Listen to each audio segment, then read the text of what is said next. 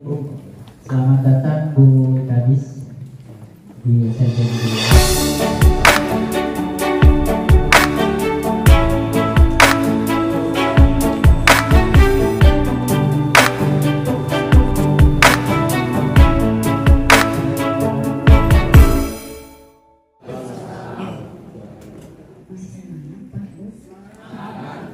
Selamat pagi. Yang saya hormati Pak Kepala Sekolah SMP 6, Ibu Kepala Sekolah SMP 3, Bapak Ibu sekalian, peserta workshop, juga para narasumber, ada ketua komite juga ya, alhamdulillah dengan oke, yang sekaligus mengaku sebagai guru ya. Alhamdulillah pada kesempatan hari ini kita bisa bertemu bertatap muka bersilaturahmi dalam rangka workshop kurikulum Merdeka Belajar. Selalu kita pengen merdekanya Pak. Selamat bersama pada junjungan kita Nabi besar Muhammad SAW, kepada keluarganya, sahabatnya, dan mudah-mudahan kita termasuk masa di dalam. Bapak Ibu sekalian, tadi sudah disampaikan bahwa pertemuan kali ini tiada lain bertujuan untuk persiapan pelaksanaan kurikulum Merdeka Belajar yang akan kita lakukan di tahun ajaran yang baru ini. Apa kabar PPDB-nya SMP Putri? Sudah terpenuhi kotaknya? Belum ya? Insya Allah enggak? Ya, insya Allah. Karena SMP-nya Pananang ini sudah mulai bubar ya. Mudah-mudahan. Iya, karena PPDB di SMP 18, 19 itu biasanya manjang ya sampai bulan Agustus gitu ya, insya Allah. Tapi yang namanya SMP negeri saya yakin akan terpenuhi kuotanya.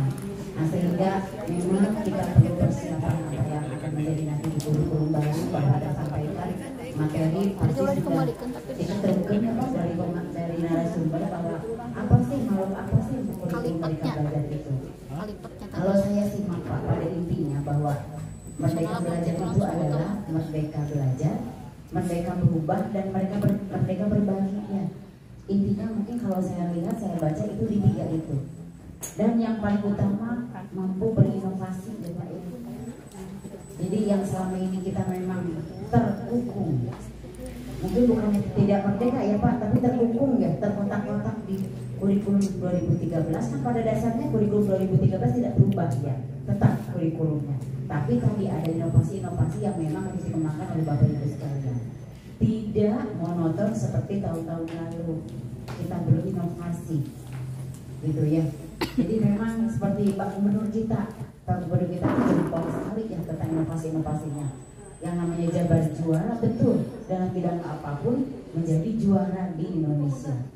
Sehingga itu patut kita tiru inovasi-inovasi yang dibuat. Betul-betul baru. Saya lihat di sini banyak generasi milenial ya. Kalau kita kolonial ya Pak ya generasinya. Tapi jangan salah, jangan kalah dengan kaum milenial, gitu ya. Karena saya yakin HP Bapak Ibu sekalian sudah Android semuanya. Jadi HP kita itu tidak hanya untuk TikTok, tapi untuk membuka jendela dunia terkait ilmu apapun yang bisa kita dapatkan, gitu ya. Makanya saya selalu menyampaikan apabila saya ketemu dengan rekan-rekan guru ini bahwa Bapak Ibu sekalian adalah bagian dari target kinerja kita Dinas Pendidikan. Karena pelaksanaan mereka belajar kurikulum Merdeka Belajar juga bagian dari target kita di tahun kelima masa kepemimpinan Bapak Wali Kota Bapak Muhammad Yusuf. Jadi jangan merasa habis ada mengajar di sekolah, tidak. Bapak Ibu sekalian merupakan bagian penting, punya peranan penting terkait target-target kinerja di Dinas Pendidikan. Bisa kita buka dan punten ya Pak ya, Merdeka Belajar. Cung anu terang visi Kota Tasikmalaya. Saya jadi buka apa? Ya. Nah, di sini saya selalu menyampaikan, selalu mensosialisasikan bahwa awal dari visi Kota Tasikmalaya maju religius, maju dan madani, hanya itu. Tapi penjabarannya yang ada di Dinas Pendidikan ini sangat dalam. Kita ada di misi ke-1, ke-4, dan ke-5. Apakah itu panjang langkung teundingannya Bu Pak? Gitu. Tapi nggak apa-apa. Yang penting Bapak Ibu sekalian mengetahui terkait tugas pokok fungsi dan target kinerja yang harus dicapai. Sehingga tengah jalan pagar nggak ngadupak aturan. Gitu ya, makanya selalu saya sampaikan bahwa saya tidak dalam tayangan. Kalau waktunya cukup leluasa, saya sudah memperlihatkan target kinerja kita. Kita dari 9 target kinerja ada 5 yang masih di raportnya merah. IKK IKM kita masih merah. Gitu ya. Jangan Panana dalam jangka waktu 1 tahun lebih ini, mungkin 1 tahun 2 bulan, tidak mungkin saya menghapus 5 raport merah. 1 atau 2 terus alhamdulillah. Nah itu bisa dicapai dari kinerja Bapak Ibu sekalian. Gitu ya, karena ya punten ini tahun kelima harusnya panitia tinggal 1 atau 2 raport merah kita. Tapi ini masih ada 5 raport merah, diantaranya bantuan untuk siswa tidak mampu. Gitu ya, karena saya tahu dari kuota afirmasi ini ya belum bisa terpenuhi bantuannya oleh anggaran dari pemerintah. Makanya saya berinovasi dengan rekan-rekan di bidang. Datanya kita rubah. Data tersebut kita masukkan data, karena yang namanya pencapaian target itu tidak hanya oleh dinas pendidikan. Jadi Bapak Ibu harus tahu, bisa dari dinas sosial, bisa dari dinas kesehatan, bisa dari Bapeda sebagai pendukung pembagian anggaran. Karena kalau akan dicapai oleh dinas pendidikan sampai bulan juga sulit Pak Bu, karena anggaran yang terbatas. Krisis. Makanya di sini saya menyampaikan kita merubah data dari bantuan untuk siswa miskin itu, karena kita ada dari BLT, ada dari KIP ya, gitu. Sehingga kita akumulasi seluruhnya. Mudah-mudahan bisa mengangkat angka tersebut, dan mudah-mudahan itu karena di dalam Resta targetnya harus 100%. Sekarang baru tercapai 67 Pak, cukup berat. 33 itu anggarannya kurang lebih 3 miliar yang harus kita capai. Sedangkan kita hanya diberikan hanya untuk beberapa persen aja, 10-20%. Kemudian yang tidak mampu. Gitu. Jadi ini salah satu tugas berat ya. Nah, dan ini perlu Bapak Ibu ketahui. Jadi saya mohon dengan kegiatan-kegiatan yang memang sekarang di antara workshop ini, salah satunya adalah peningkatan SDM ya Pak ya, karena itu menjadi salah satu tujuan juga dalam tugas pokok kami, dalam kinerja kami terkait peningkatan SDM guru gitu, dengan harapan nanti ke IKK IKM-nya juga meningkat gitu ya. Tidak ada lagi murid yang mungkin ujian Pak. Kemarin waktu US saya sempat agak stres ya, ada 2 siswa di alun-alun lagi alin di ujian, dugi kali siswa kabumina di ubun simut, dugi kali Allah kumaha carana biasa ujian gitu. Karena satu saja tidak ikut itu akan berpengaruh terhadap target kinerja kita Kota Tasikmalaya. Nah gitu, saya ucapkan terima kasih Bapak Ibu sekalian yang kemarin sudah melaksanakan US dengan baik ya. Mudah-mudahan itu menjadi amal ibadah Ibu Bapak sekalian, karena saya tahu tugas berat membina anak-anak kita yang notabene kita dengan tugas jam yang terbatas gitu ya. Ayah demo pegawai geng motor ke dinas pendidikan, ayah demo anak-anak sekolah aman di luar ke dinas pendidikan. Padahal kita itu memang, saya tahu berapa jam sih di sekolah ya, berapa jam di rumah. Itu ini sebagai Pak Komite tolong nih ke orang tua juga tolong disampaikan, sosialisasikan gitu ya. Di Carang kita ngedarkan surat dilarang membawa kendaraan roda 2, diprotes ke orang tua. Mangga senapa ibu badai nyumbang ongkos orang ulang. Nah tujuan masih tidak dipatuhi ya. Jonasi itu kan tujuannya untuk apa? Mendekatkan ke wilayah tempat tinggal si anak gitu ya. Setelah sekolah balik lagi dinas pendidikan katanya gitu yang disalahkan. Padahal kalau secara aturan lalu lintas, di mana ada anak yang menggunakan baju putih biru yang punya SIM, yang demo itu minta ke kita ke dinas pendidikan, tolong Bu terbitkan surat mempersyaratkan bahwa SIM kumaha carana anak yang menggunakan baju putih biru itu punya SIM. Gak ada ya, paling tua juga mungkin 16 tahun itu udah tertua ya. Kalau 17 tahun masih di SMP, sekolahnya udah 8 tahun, pengen ngawin tanah-tanah bisa 8 tahun. gitu ya. Itu kan satu hal yang sangat aneh. Tapi yang namanya demo lah ya lah gitu ya. Sehingga kita edarkan mungkin kalau diterima oleh Bapak Ibu Guru sekalian bahwa kita tidak menyediakan lapangan parkir, kita tidak memfasilitasi gitu ya. Karena itu tadi komunikasi, alhamdulillah nih Kak, Pak Ketua Komite sangat mendukung karena komunikasi kita dengan komite ini harus sangat baik ya Pak. Alhamdulillah kemarin juga pesta akhir tahun dan studi-studi itu tidak ada lagi cerita ya Pak, tidak ada cerita. Alhamdulillah, karena mohon maaf kami Dinas Pendidikan belum bisa memberikan rekomendasi untuk pelaksanaan pesta akhir tahun. Kenapa? Karena dikarenakan kita punya sejarah yang kurang baik ya terkait hal tersebut. Artinya kalau yang punya acaranya orang tua, di sini para guru diundang, tapi ibu bapak guru tidak ikut menandatangani di kwitansi untuk kegiatan tersebut. Karena surat cinta berterbangan Bu, disujukan langsung ke kepala dinas Pak. Manawi teh mau dibuka teh kwitansi di tawisku guru untuk iuran pesta akhir tahun. Tapi alhamdulillah sanksi dia gitu ya di negara tetangga. Gitu yang akhirnya penyelesaiannya cukup rumit juga. Ternyata setelah ditaruh mengetahui justru ini yang menjadi cikal bakal ya persetujuan diadakannya kegiatan tersebut.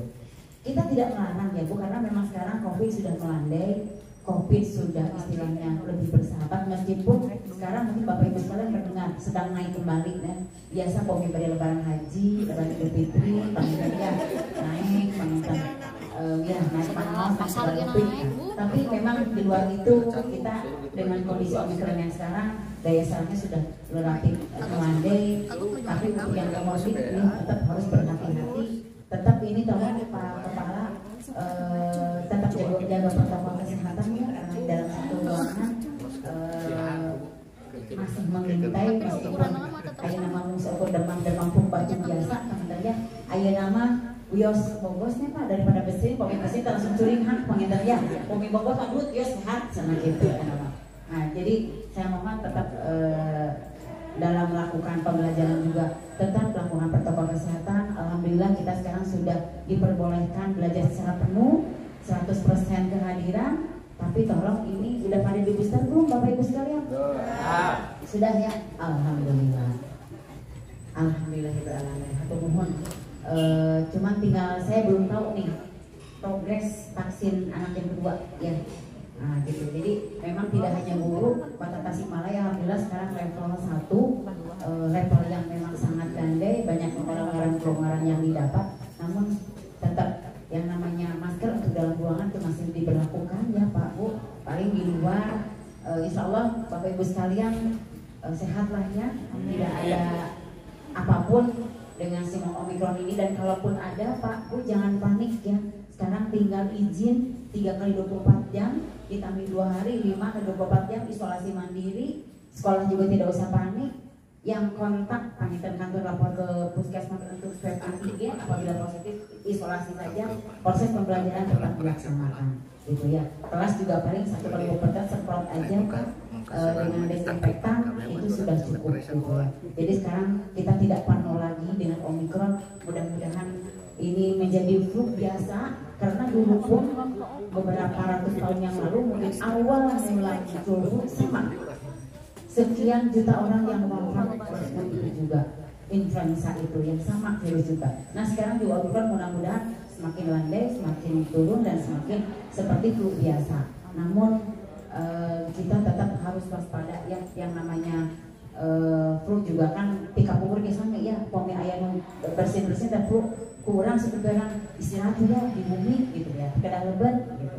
Nah ini juga saya berharap Bapak Ibu sekalian tetap menjaga kesehatannya. Tolong mungkin lingkungan juga Pak, sabunnya teknik kosong, wastafelnya terlempet wanitanya. Bu Fitri di situ ayaan sabunnya kayak ditinggal. Karena ya saya lihat pun tadi saya keliling, sengaja saya keliling itu nggak di tengah, saya kepingin-pingin sabunnya itu udah pada kosong. Sabunnya itu, wastafelnya mampetku, mengocok orang kali dia jelas jajan, gitu ya. Sehingga Bang, sekarang musim BB, Kota Tasik juara 1 untuk BB-nya, BB lagi nyamuk. Jadi mohon ini kesehatan tidak hanya dari sisi cuci tangan, tapi juga lingkungan terkait sampah-sampah, baju yang mengandung, juga air-air yang tergenang. Karena yang namanya BB ini ada di air yang bening. Apunten panginten Pak, abdi kemana-mana. Sekarang pemerintah Pak itu yang sekali demikian. Gitu. Terkait juga ini mitigasi bencana. Ini SMP 6 cukup sempit ya. Apabila proyek punten amin-amin ya. Kita melihat mungkin ya di berita Banten itu sekarang tiap hari meskipun tidak besar. Lu ketika nggak tahu bukan di Palimana. Tolong Pak Kepala, Bu Fitri juga di sekolahnya persiapkan jalur evakuasi. Ulah logika guru sareng murid di ngarayna pahimut. Bujang-bujang ngarahkeun Bapak Ibu guru sampai panik ya. Tapi kalau sudah kita pasang jalur evakuasi kemana dan titik kumpulnya di mana yang aman. Karena kalau ke jalan otomatis itu tidak aman. Di lapangan juga ini jatuhan kenteng ini harus ada jaraknya gitu ya. Amal tidak bisa sampai di rumah. Di loteng ada topinya, pot aragun gitu ya. Bukan tak kita sekarang dilungsurkeun. Jadi hari dia aman di lapangan karena kan pot gitu ya. Memang tujuannya untuk penghijauan. Tapi itu tadi karena mitigasi bencana itu memang harus kita preventif untuk persiapkan karena bencana itu tidak hanya bencana alam, ada juga bencana kebakaran. Nah, jadi karena memang mungkin kita meskipun libur tetap ada yang sekolah ya Pak, ada yang piket. Jadi saya mohon bangunan-bangunan yang ada bocor-bocor agar diperhatikan dengan baik, saklar, kontak dan sebagainya, laptop ataupun komputer yang nyala. Kalau pulang itu mohon diperhatikan. Bayangnya penting lagi ibu kadisna istrinya segala perumahan. Sampai sana komitos kabakar. Berapa kerugian yang akan kita tanggung? Apalagi insya Allah sebentar lagi Bapak Ibu sekalian nanti akan di-drop alat-alat digitalisasi yang sangat canggih. Ya, diantaranya Smart TV 75 in. Mangga, bari Bapak. Gitu ya. Nanti akan dipergunakan dengan sebaik-baiknya. Tunjuk salah seorang operator yang memang cukup fasih mengenai IT. Nanti silahkan pergunakan dengan sebaik-baiknya, tapi saya titip keamanan karena alat-alat ini bukan alat-alat yang murah, ini sangat mahal. Mungkin Bapak Ibu sekalian sudah mendengar berapa kita dinas pendidikan mendapatkan bantuan gubernur terkait pengadaan digitalisasi ini. Kawan Pak Bu dinas pendidikan alat-alat tegalu di pasihan dinas pendidikan mah. Nanti kalau kita zoom dengan Bapak Ibu sekalian, panitia abdi madina HP, alih Bapak Ibu mau layar mah agung pisan. Waret nonton. Touchscreen sudah bisa layar sentuh, kameranya 360 derajat, mesin scannya itu scan sonar gitu ya. Nanti upami ngomongkan juga udah satu titik udah terdengar di seluruh ruangan pengumuman apapun. Jadi alhamdulillah 21 SMP yang ada di Kota Tasikmalaya mendapatkan bantuan tersebut gitu ya. Nah ini untuk mendukung Merdeka Belajar. Karena memang digitalisasi ini kan ya Pak ya harus memang dipersen. Nah sekarang tinggal bagaimana kesiapan tentang SDM Bapak Ibu sekalian terkait menggunakan alat tersebut. Karena alatnya bisa portable Pak, tidak terkunci. Jadi ada kakinya meskipun dia 75-in bisa didorong kemanapun untuk proses pembelajaran. Bisa nyambung langsung ke internet. Yang penting tinggal di sini sinyalnya aja sih saya, paniternya ulang alatnya saya ternyata kegerecin mata tapi loading muter wes gitu.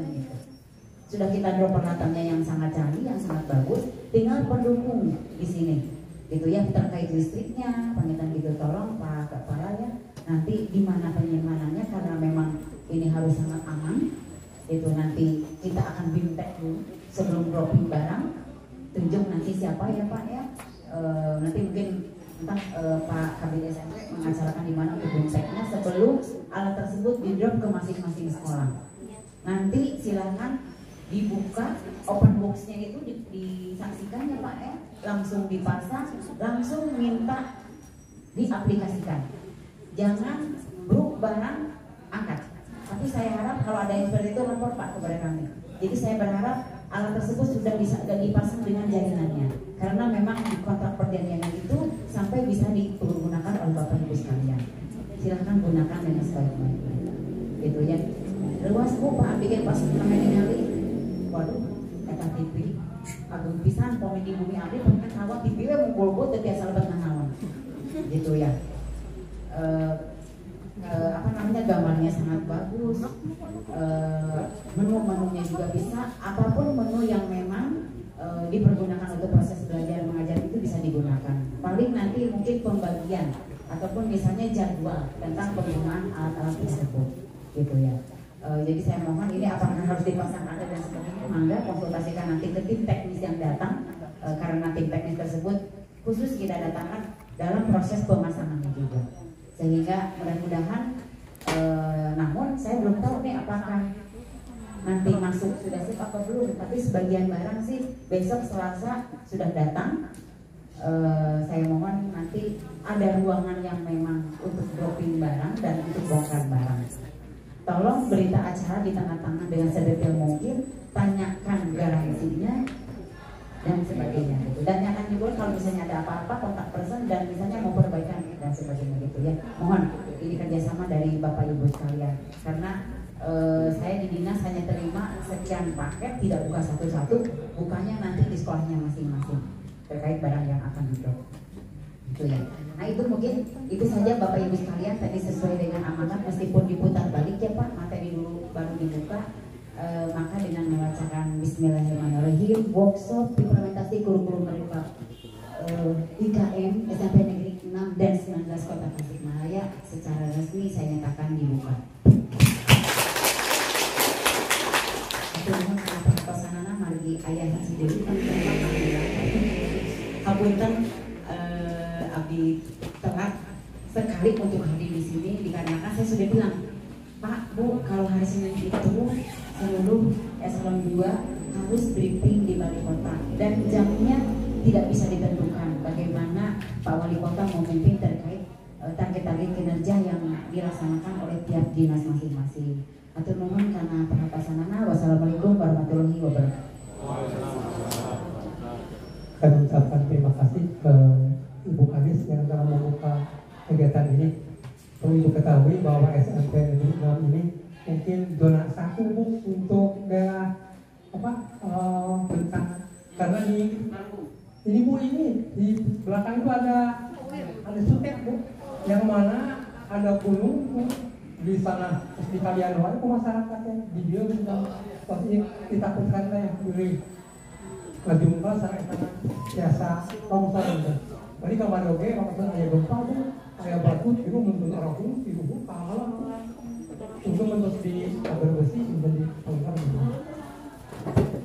Selanjutnya untuk kegiatan perpisahan, alhamdulillah Bu, untuk SMP Negeri 6 tidak melaksanakan Bu. Kami perlu juga kemarin pembukaan kelulusan mengundang orang tua siswa dan kami serahkan sekali mungkin pelepasan Bu. Jadi kami serahkan lagi anak-anak didik kami diserahkan ke orang tua wali kota komite sekolah. Jadi tidak ada alhamdulillah. Dan kegiatan wisata atau rekreasi belum dilaksanakan Bu. Karena mungkin trauma Bu, mungkin kami akan menahannya dulu lah sebelum mungkin betul-betul aman gitu, betul-betul aman. Dan ucapan terima kasih bila mana Ibu mungkin ada kepentingan yang masih belum diselesaikan dengan tidak selamat, silakan Ibu untuk meninggalkan acara ini untuk berlanjut ke acara selanjutnya. Mangga Pak Subudi dilanjut.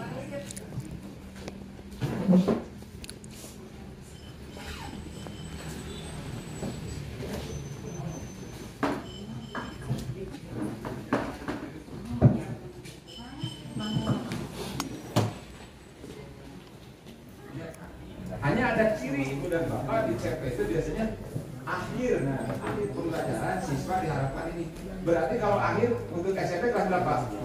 Nah, materi itu diberikan di kelas 9. Kalau ada kata akhir-akhir di akhir pembelajaran atau di akhir ini harus ini ya. Bisa lihat nanti. Nah, Ibu dan Bapak ini ya ini tentang elemen di dimensi ya. Ada elemen dimensi kan ada 6 PPT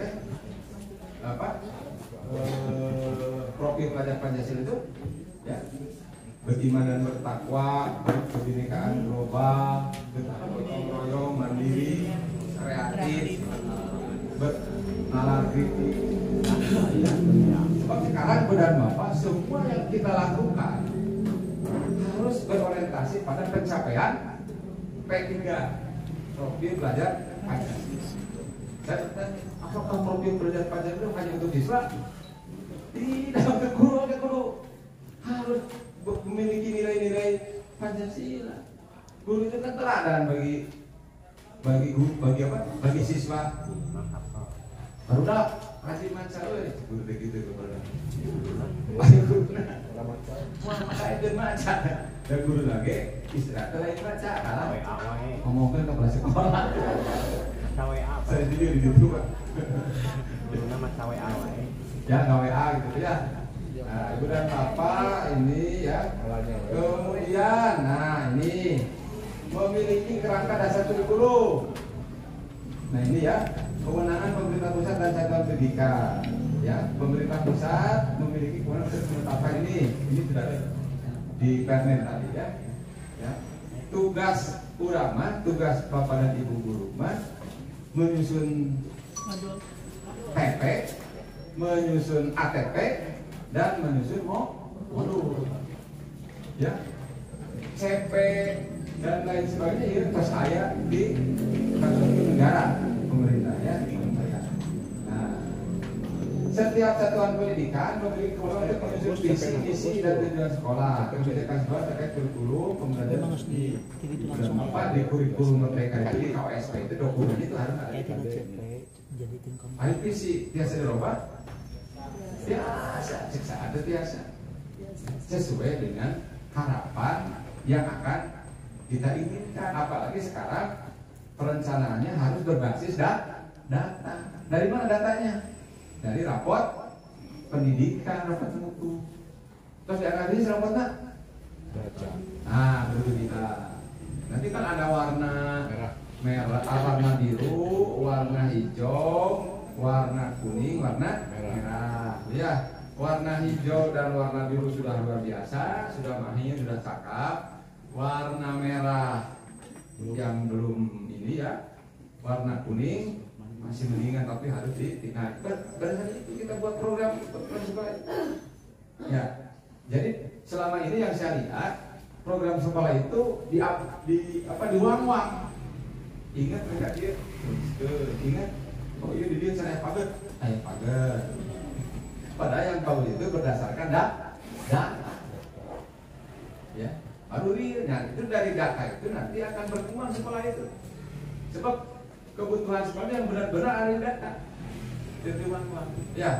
Nah, ini visi sekolah bisa diubah. Kan di dalam rencana sekolah itu ada rencana tahunan, ada rencana jangka menengah, ya, ada rencana jangka ya, jangka tahunan 1 tahun, ya, RKT jangka menengah 4 tahunan kan dia. Nah, berapa nggak ada 4 tahunan ya. Komite 2002 nah dibagi 4 tahun ya, setahun dia ya. Ya itu cuma berdasarkan data. Kemudian udah Bapak, ini struktur kurikulum ya. Struktur kurikulum itu merupakan pengorganisasian atau capaian pembelajaran ya. Muatan pembelajaran di dalamnya. Kemudian beban belajar tadi ada yang 2 jam, 3 jam dalam proyek. Kemudian pemerintah mengatur muatan pembelajaran wajib serta beban belajarnya di struktur kurikulum itu. Satuan pendidikan dan atau pemerintah dapat menambah muatan tambahan sesuai dengan kebutuhan dan karakteristik sekolah dan atau daerah.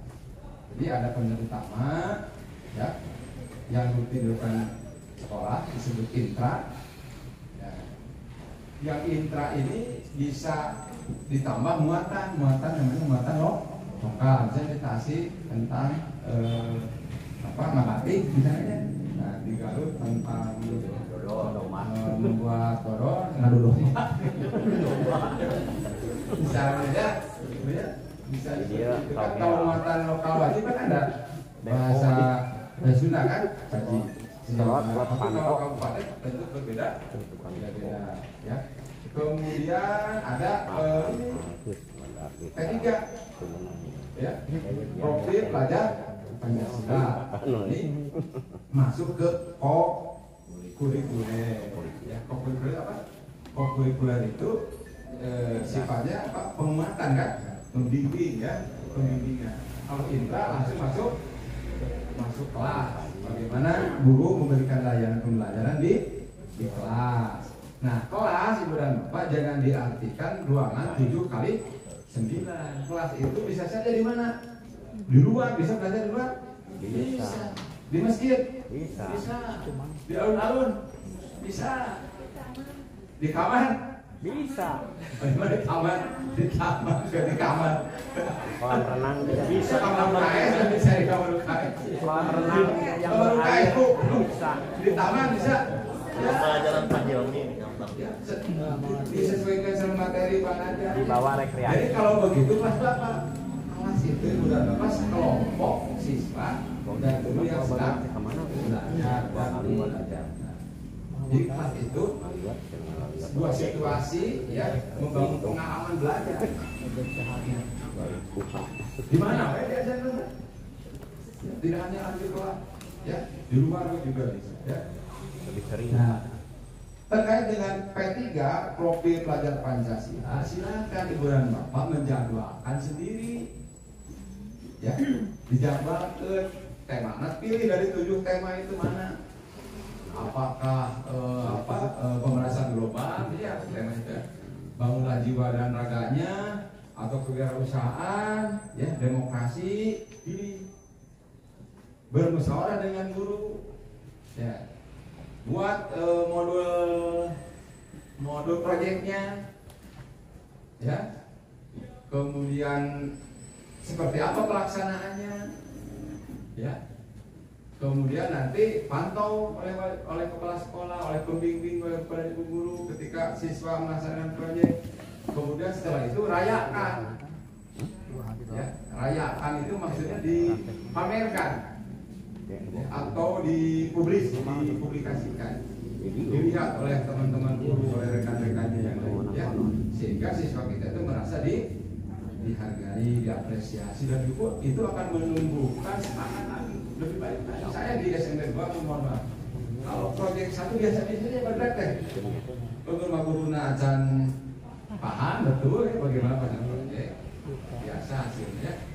Tapi untuk proyek 2 di luar ekspektasi, di luar dugaan kita, luar biasa anak-anak dengan sentuhan Bapak dan Ibu, ya, luar biasa kreativitas anak kita. Bahkan sudah di-upload di Google Site, ya, anak-anak kita yang membuatnya, ya, luar biasa. Di proyek 3 lebih luar biasa lagi. Saya sebagai kepala sekolah saya senang saja ya, merasa senang. Anak-anak kita mau seperti ini. Nah ini artinya apa? Artinya perkembangan pemahaman proyek itu dari waktu ke waktu itu semakin baik. Berarti teman-teman saya itu mau belajar, ya. Nah kemudian kurikulum yang ditetapkan oleh pemerintah menjadi acuan, ya. Acuan satuan pendidikan mengembangkan kurikulum menuju tercapainya profil pelajar Pancasila. Jadi ada struktur kurikulum yang sudah dibuat oleh pemerintah, itu dijadikan acuan oleh kita, oleh sekolah ya, sehingga kita punya dokumennya, ya, punya dokumen kurikulum merdeka atau PAWES. Kemudian ini ya, kurikulum ini berisi kegiatan intrakurikuler tadi, bagaimana layanan guru kita di kelas, kemudian pembelajaran berbasis proyek untuk penguatan. Semua diarahkan untuk penguatan profil pelajar Pancasila dengan elemen-elemennya. Definisinya kan umum, yang beriman dan bersabda umat tuh, yang barudak anu berwawasan global itu umat, berpendidikan global, ya. Yang berpikir itu ada di CPE di profil pelajar itu di rincian. Ya, jangan ibu dan bapak guru mau mengembangkan yang mana?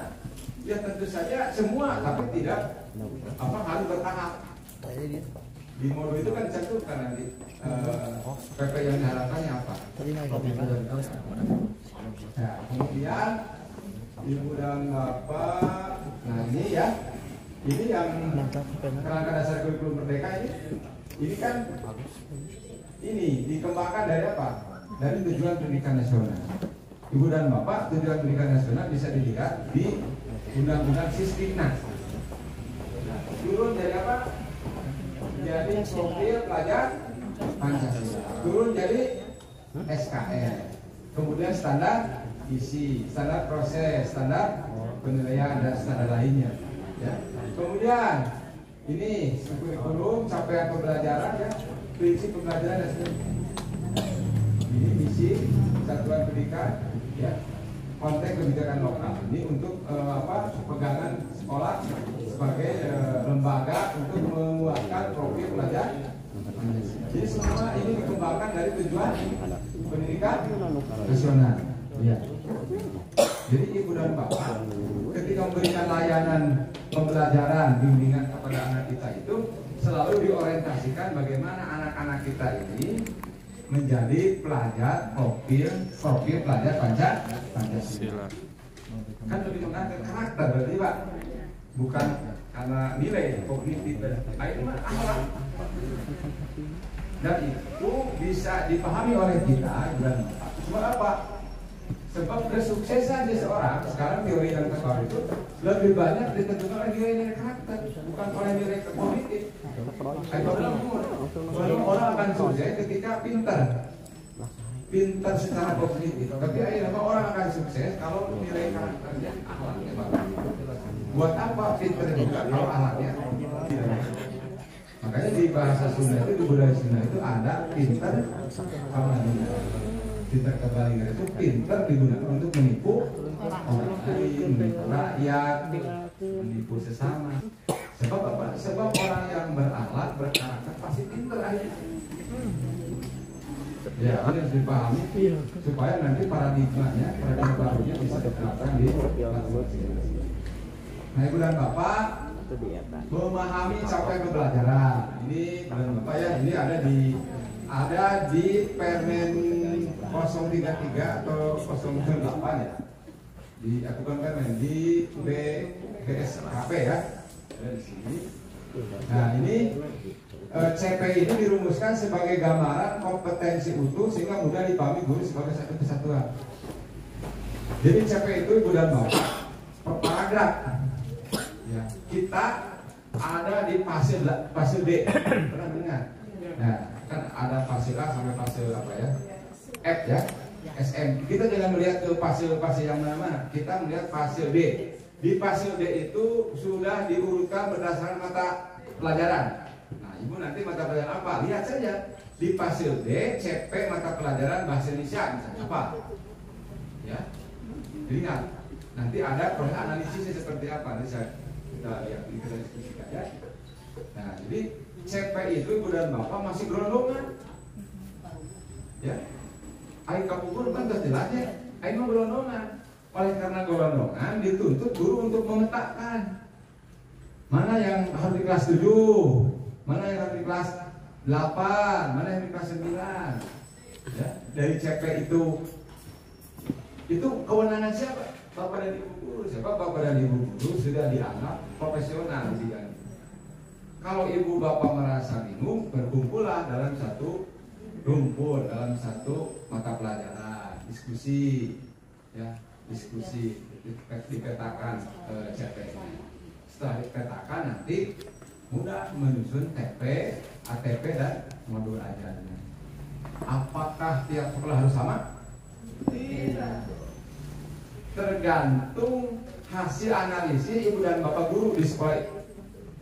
Makanya ibu dan bapak itu harus selalu ingin belajar mengajar dari orang yang sedang mengajar.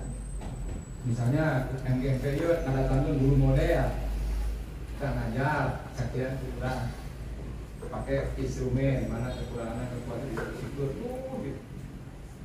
Di Jepang itu namanya lesson study. Jadi belajar mengajar dari orang sedang mengajar. Ayo masuk dalam video kita disaksikan.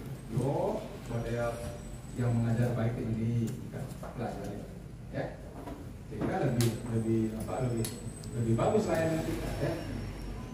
Nah, Ibu dan Bapak untuk dapat membuat keputusan dalam kelas lebih tepat, guru perlu memahami prinsip. Nah, ya. Jadi yang memutuskan di kelas itu untuk ini untuk itu siapa? Guru, tidak bisa diintervensi. Betul Bu? Betul ya? Kalau Ibu dan Bapak sudah menyatakan diri sebagai guru profesional, tidak mau diintervensi oleh siapapun terkait dengan layanan kita kepada siswa.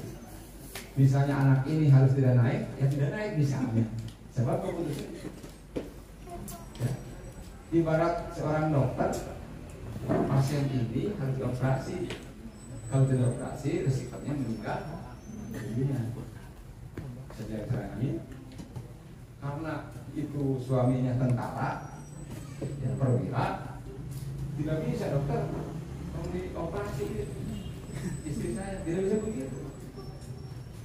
Sebab dokter sedang menjalankan tugas-tugas profesional. Sama guru juga. Namun hayat kurang berwibawa. Tahu berwibawa? Jadi berwibawa itu apa? Ya dihormati profesi itu. Ulama bekerja urang teh disorot, urang sana anu ngarusak profesi. Betul kalau juga apa ngaulang teh? Isi abi mah, isi ngaulang di SN.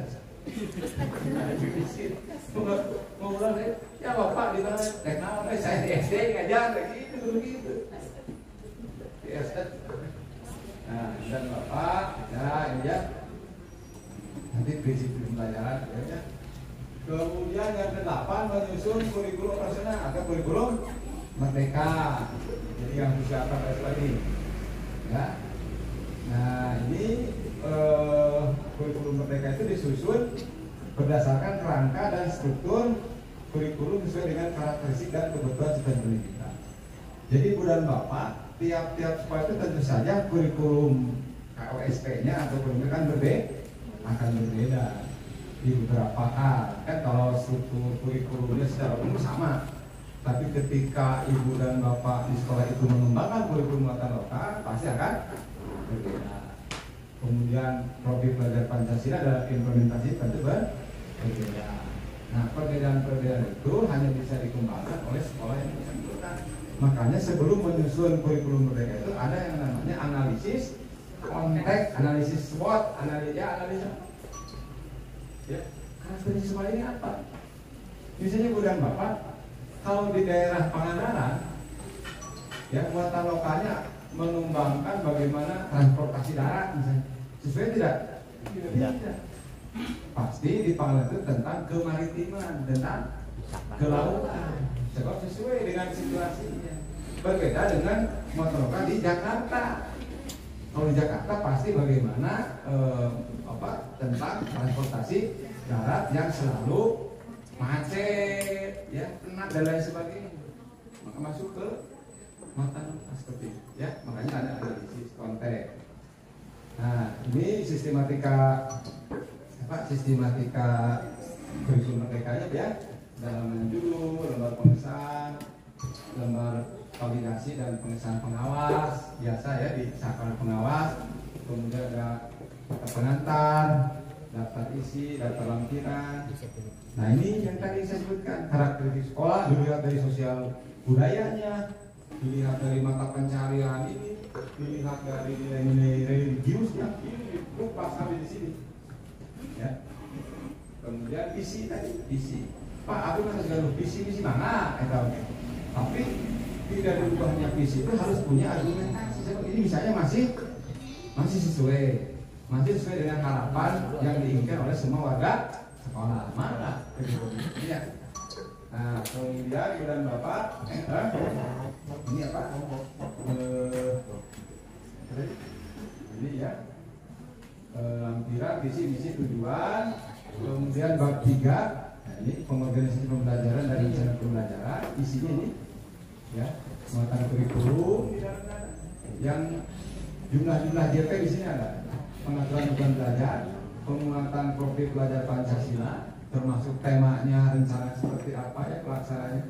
Kemudian kalender. Nah, nanti akan saya perlihatkan contohnya kurikulum OSP atau Indonesia lah ya untuk perbandingan. Kemudian ini rencana pembelajaran keseluruhan lingkup sekolah, pendampingan evaluasi pengembangan profesional penutup data pusat kawan. Ini tadi ya, di sini ada berbagi dan ada berubah ya, ada mandiri belajar ya. Tapi bukti kalau sudah sekolah penggerak, ya mau tidak mau harus ini. Ya, makanya belajar ya. Nah ini evaluasi kurikulum nanti ya. Ini pilihan 2 ya, mandiri berubah dan 3. Nah ini akan dievaluasi oleh mereka ya. Sejauh mana nanti implementasinya ya. Kemudian ini udah Bapak ya. Nah, evaluasi kurikulum pada saat pendidikan, pelaksana kurikulum mereka. Nah ini dari mulai rencana ya, pelaksanaan kemudian evaluasi ya. Ya itu harus dipahami supaya nanti tidak bingung. Nah ini regulasi yang kedua. Yang ketiga tadi ya BSAK ya, Badan Standar Kurikulum BKSHP ya ini ya. Ini terkait dengan CP. Ada yang terbaru 33 tapi prinsipnya salah ya. CP karena CP itu bukan Bapak yang akan nanti Ibu jadikan mapapkan ya untuk menyusun TP, ATP, modul. Nah hanya tadi CP itu kan gelondongan CP mah PBN ya. Hanya bedanya untuk kurikulum Merdeka itu berkolaboratif dengan semua guru, jadi semua terlibat. Kan ada perencanaan, ada pelaksanaan gitu ya. Ada perayaan. Nah, ketika dirayakan Bu, proyek itu luar biasa. Anak-anak kita itu semangat, diapresiasi oleh semua ya. Ya. Jadi nyambung kebijakan, persiapan sekolah, persiapan guru ya. Nah, Ibu dan Bapak yang harus disiapkan oleh guru itu diantaranya perangkat ajar, ya, perangkat ajar, ya, perangkat ajar. Nanti kita bahas satu persatu. Ya. Kemudian yang kedua pembelajaran paradigma baru. Apa itu pembelajaran paradigma baru? Ya. Apakah yang baru ini sebenarnya lama atau yang benar-benar baru kan gitu? Oh, apakah yang baru ini apakah yang baru ini benar-benar baru atau yang lama dianggap baru? Gitu kan? Ya. Nah ini tergantung ya. Nah baik Ibu dan Bapak, nah ini perangkat aja, Bu, langkahnya. Yang pertama yang harus Ibu lakukan itu melakukan analisis terhadap capaian pembelajaran yang saya katakan tadi. Di mana itu adanya di peraturan BSKAP nomor 8 atau nomor 33. Ini saya lihatkan atau nanti di-sharekan itu. Dilihat, dibaca. Khususon Ibu baca fase D. Apa ya? Fase D. CP, fase D, SMP. Nah, itu lihat, baca, pahami. Dianalisis. Nah, bagaimana cara analisisnya nanti? Nah, lihat ya. Yang kedua, yang harus dilakukan Ibu itu dari CP itu apa? Merumuskan TP, tujuan pembelajaran. Nah, bagaimana cara merumuskannya? Contoh tadi nanti kita perlihatkan. Kemudian yang ketiga, menyusun ATP. Ingat ya, ada TP, ada ATP. Ya. Ada TP, ada ATP. Kemudian mempersiapkan asesmen diagnostik. Ada yang kognitif, ada yang non kognitif. Langsung kapungkur aku itu teh.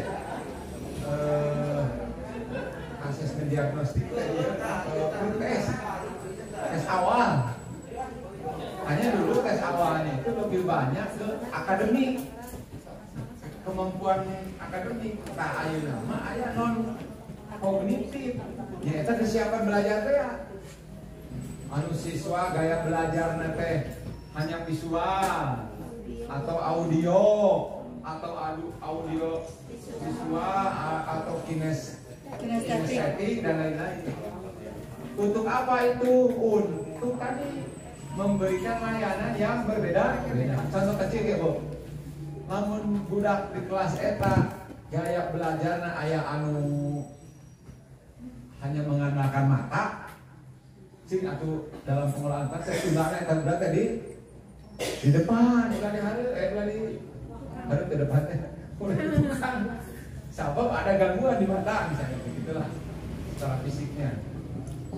Atau dalam konteks pembelajaran bagi anak yang itu lebih banyak diperlihatkan yang sifatnya visual. Terus Bu, dengan kognitif. Kapan itu dilakukannya? Biasanya di awal tahun. Nah ini misalnya MPRS.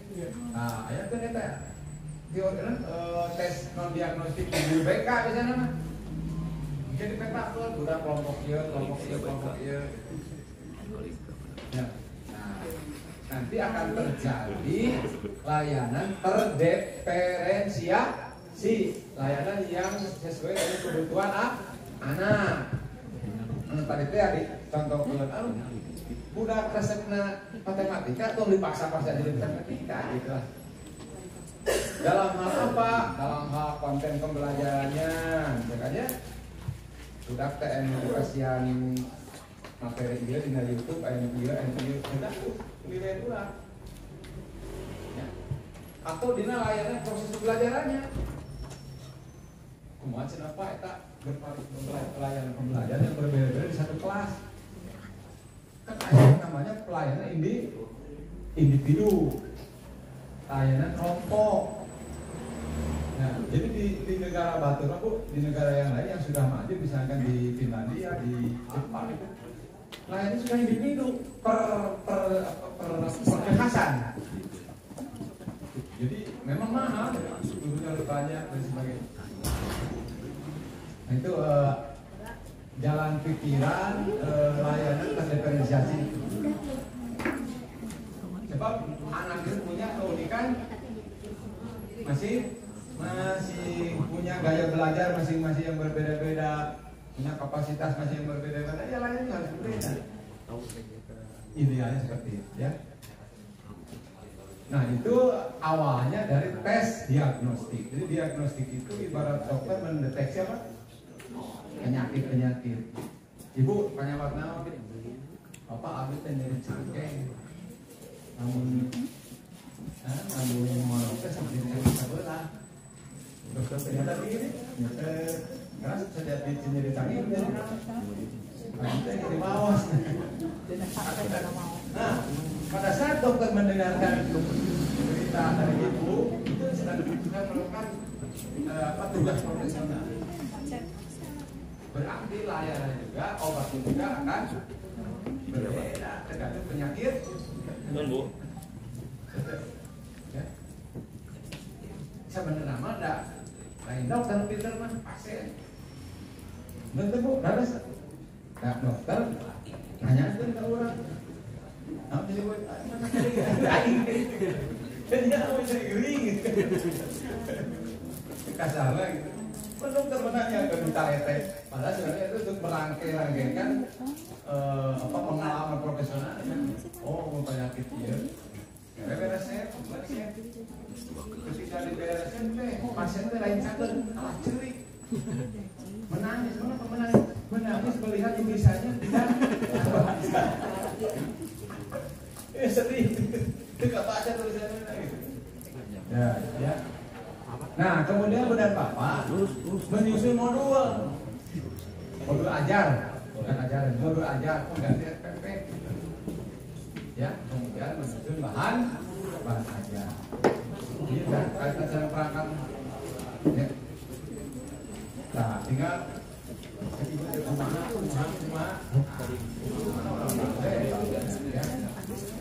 nah, cara membuat dokumen perangkat ajar notarisnya. Ya. Ini data. Nah, tadi saya kembali Ibu dan Bapak baca, tanya baca ya, nanti keputusan kepala BSKP. Ayat 2 Bu, nomor tiru-tiru terbaru, nomor 8 simpering mah masih ada kayaknya lah. Silakan Bu Nana. Nah, sebab ini penting untuk melihat hasil D, ya. Nanti saya perlihatkan, ya, permennya dan CP-nya. Baca, pelajari. Ya. Nah, ini Bu dan Bapak melakukan apa? Analisis CP. Ya. Lihat CP pada permen tadi atau pada keputusan BSKP. Ya, baca. Ya. Kemudian lihat KKO-nya apa KKO-nya? Kerja operasional. Oh iya Bu, urutannya kayaknya. Baca, lihat KKO-nya ada berapa. Kan bisa ada mengidentifikasi, ada menyajikan, ada memahami, ada memberikan contoh, menganalisis, macam-macam nanti tergantung mata pelajarannya. Ya. Kemudian kontennya isi. Ya. Tentukan dimensi pengetahuan pada CP. Ya. Konten itu apa? Konten itu urusan dengan pelajaran, nah. Bahasa Indonesia paling itu materi. Konten itu ya. Konsepnya fakta yang berupa fakta, yang berupa konsep, bagaimana yang berupa prosedural, metakognitif. Ya. Kemudian dimensi profil pelajar Pancasila yang ingin dicapai itu apa? Dari yang 6 tadi. Lihat lagi oleh ibu teh mana sesuai ya materi itu teh. Nah, beriman dan bertakwa. Nah, berkebinekaan global. Nah, apa tadi? Berpikir kritis dengan dimensi apa? Dengan elemen-elemen apa yang sesuai dengan konteks pembelajaran atau modal yang akan kita susun. Ya. Kemudian TP ya, tujuan pembelajaran. Jabarkan CP menjadi TP. Jadi satu CP bisa beberapa TP. Di kampung guru cina di zaman kurtilas mah biasanya ada. Maksud saya ini, satu CP ya bisa beberapa TP. Satu TP bisa beberapa kata kerja operasional. Kampung guru itu biasanya, misalkan menjelaskan dan memberi contoh, ini mah biasa. Kampung guru mah harus satu. Ya, dulu zaman kemudian alur tujuan pembelajaran. Jadi linear itu apa? Linear itu sesuai ya, linear itu nyambung. Ya, uraian TP dan jadi TP itu sebenarnya itu mirip tapi tidak sama dengan silabus. Ya, kalau modul secara umum sama dengan TPP, kalau TP sama dengan silabus. Ya, jadi silabus itu sebenarnya lebih umum daripada RPP kan dunia. RPP itu bentuk operasional lah dikatakan dari silabus. Jadi sama saja. Ya, ngarah gampang. Nah, ibu dan bapak ini saya memberikan contohnya pasir A bu. Pasir A itu SD lah ya. Nah, jadi bu, iya anu di mana? KKO. Itu ya. Kamu KKO deh. Identifikasi ibu teh di analisis berapa KKO-nya. Ini kan CP teh.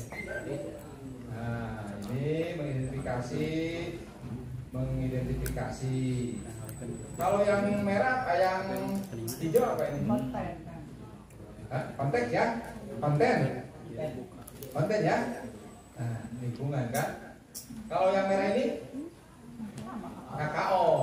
Nah, KKO mengoptimalkan, menggunakan, mengenali, memahami. Ya, ini kan kontennya, kan? Dicirian itu Bapak ayah sabar hiji, KKO na, ayah sabar hiji, siswana kan, peserta didik, kan gitu ya, kan? Nah ini kan sore hiji peserta didik na, 1, 2, 3, ya di dalam satu. Di dalam satu paragraf CP ini kan ada 2 KKO. Di sini ada 2 KKO. Yang ketiga ada 2 KKO. Ini penting nanti untuk membuat TP. Nah ini harus merumuskan tujuan. Ya, kompetensi lihat KKO. Ya. Konten, isi, materi, variasi itu ya lebih mengarah ke berpikir apa ini abad ke-21 ya, berpikir abad 21, berpikir kritis, kreatif, kolaboratif dan komunikatif. Variasi, ya, begitu jumlah ya. Oh ya. Ya. Nah ini contohnya, menyajikan solusi untuk menangani kondisi dalam permukaan bumi akibat perbuatan manusia. Ini contoh TP, ya. TP nanti lanjut. Nah ini contoh tujuan pelajaran. Menjelaskan apa ini? KKO, hukum Newton. Nah, menggunakan kata-kata sendiri, variasi. Ya sudah berpikir tingkat tinggi ini. Ya. Menceritakan KKO. Jadi 1 TP bisa 2 KKO. Kalau dulu kan 1. Paham ya? Ya, ingat Bu dulu waktu kita belajar taksonomi dulu. Sekarang ada yang baru, nanti saya share ya ke Bapak semua materinya. Nanti kita lihat, Ibu Bapak bisa melihat KKO Bloom versi baru yang sudah diubah ya, bukan ditambahkan. Nah, jadi catatannya ini kompetensi kata-kata yang menunjukkan keterampilan, yang apa ini biru konten materi yang dipelajari, yang hijau ini variasi itu terkait dengan berpikir apa tadi, berpikir abad 21 yang 4C ya. Nah kemudian alur AP ya, alur pembelajaran atau alur tujuan pembelajaran. Ini konsepnya rangkaian tujuan pembelajaran yang tersusun secara sistematis dan logis di dalam fase secara utuh dan menurut urutan pembelajaran sejak awal hingga akhir suatu fase. Jadi di CPT ada akhir dari ini sistem ini kan. Alur ini disusun secara linier sebagaimana urutan kegiatan pembelajaran yang dilakukan dari hari ke hari untuk mengukur CP. Jadi ibu bapak yang akan lebih tahu mana di awal yang diberikan, mana di akhir. Mari kelas 7 pada awal-awal, mari kelas 7 pada minggu berikutnya, sampai terus gitu. Ibu yang tahu. Hanya tadi saya sudah memberikan contoh kata kunci di CP itu biasanya ada akhir, kata-kata akhir. Kalau ada kata-kata akhir berarti materi itu disampaikan di kelas 9. Kalau SMP ya. Kalau SMA berarti kelas. Ini kunci ya.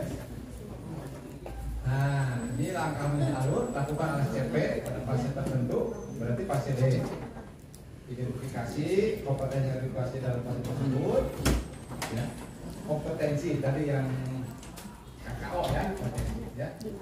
Kemudian merumuskan tujuan, ya. kemudian identifikasi elemen dan struktur pada Pancasila. Nah ini salah Bu, ini teh kedah nama saya susun tujuan belajar, susun alur tujuan belajar yang empat ya. Jadi fase E, TP1, TP2, TP3 dan akhir hasil utamanya ya.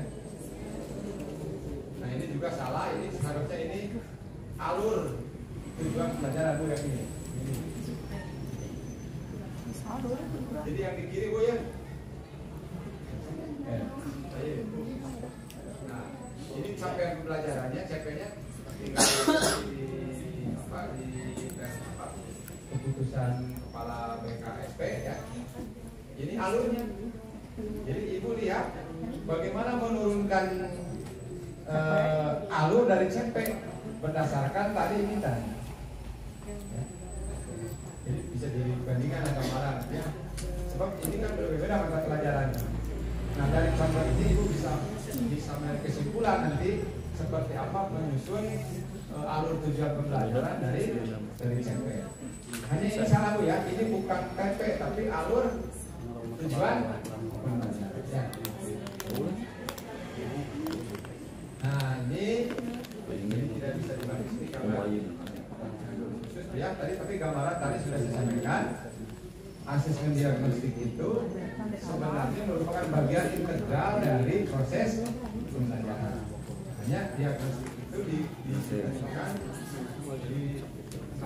sebelum proses belajar. Ya, pretest lah. Ada non kognitif tadi kesiapan belajar. Ada kognitif terkait dengan materi bahannya. Ya, kognitif. Kemudian asesmen itu juga ada asesmen formatif, ada asesmen sumatif sama. Formatif Ibu dan Bapak lakukan ulangan harian, ya. Ulangan harian. Tapi sekarang formatif itu tidak hanya ulangan harian, hampir setiap waktu, ya Ibu sedang melakukan tes, tidak harus tulis, pemantauan, ya, observasi, bagaimana anak belajar, gitu kan. Sebab apa? Sebab sekarang lebih dipentingkan proses daripada hasil. Ya. Hari kapungkur mah hasil, akhirnya proses dengan asumsi semakin baik proses akan semakin baik hasil. Jadi proses Bu, nah iya orang ditulis dalam rangka proses belajar sama. Proses belajar. Kalau proses berarti dalam satu titik. Proses itu harus berkesinambungan. Pak Asep, Pak Kepala dikayakan workshop, dosen terus workshop teh. Bukan begitu prosesnya. Proses itu terus. Ya, sama siswa juga. Makanya di sini harus ada semacam pemantauan dari TPK, dari Bapak Kepala, dari pengawas. Apakah proses memahami kurikulum itu terus berjalan atau tidak? Atau berhenti di satu titik setelah workshop, kan tidak seperti itu. Tersebut, ya. Jadi proses itu penting, ya, proses penting. Ya, ini ya, ada tes formatif, tes sumatif. Tes sumatif itu setelah akhir pembelajaran. Jadi kalau komika ukur mah sumatif ke semester, akhirnya satu pembelajaran itu sumatif. Kan Ibu teh ulang, bulan pernah ulang sehari, bisa apa? Sesuai dengan Jawa. Di akhir itu saya sumatif. Tidak hanya akhir semester ulangan, bukan ya. Betul ya? Ya, Bu bisa juga.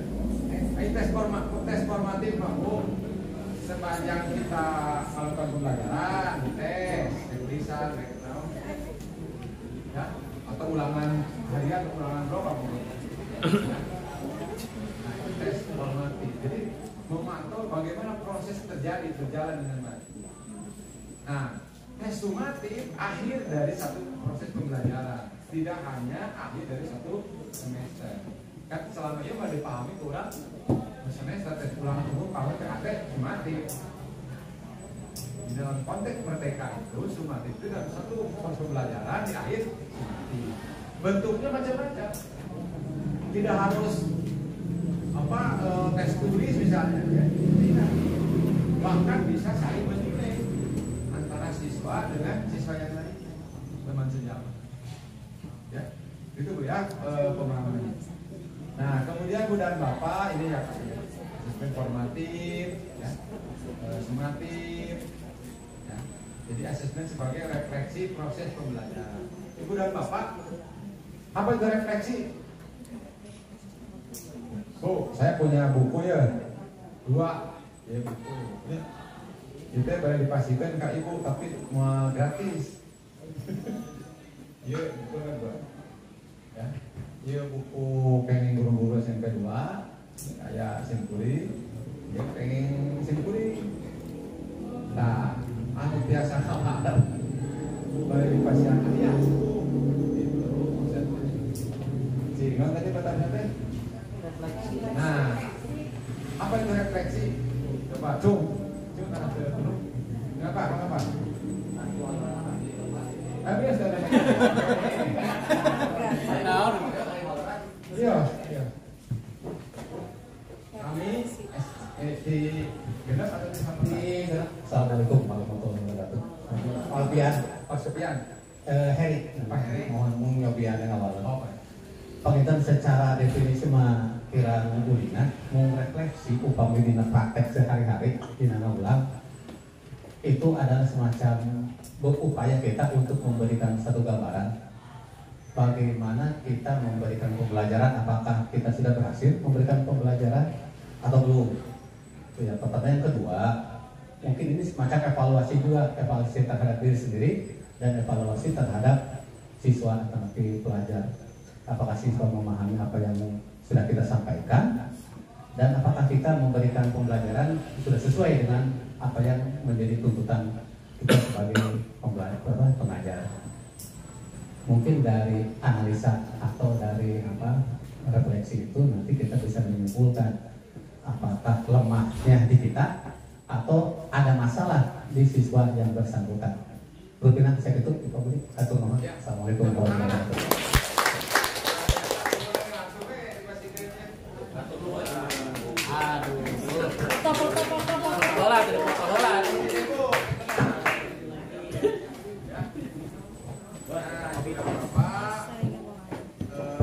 Refleksi ya, betul apa yang disampaikan Pak Asep. Jadi refleksi itu inti, Pak Heri. Refleksi itu Ibu dan Bapak melihat kembali ya, tidak apa yang sudah siswa pelajari, kelemahannya di mana, kekuatannya di mana, ya, kekurangannya, apa yang ditambah, apa yang kurang dan lain sebagainya. Ya. Refleksi itu penting untuk perbaikan atau penguatan di masa-masa yang akan datang. Pernah kayak itu merefleksi pembelajaran? Harus. Sebab dulu di RPP itu sudah dituliskan di kegiatan akhir itu ada refleksi dan evaluasi. Dituliskan, tapi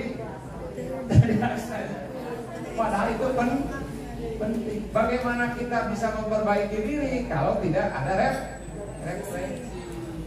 Ya. Apalagi kalau Ibu dan Bapak sedang melakukan PPK, penelitian tindakan pengalaman. Kan ada teman sejawat yang memantau, punya. Nah, ngaulang Pak Heri teh kumaha kegiatan awalnya aya naon wae ya. Kegiatan intinya penerapan media modelnya seperti apa, kegiatan seperti apa, kan itu refleksi gitu.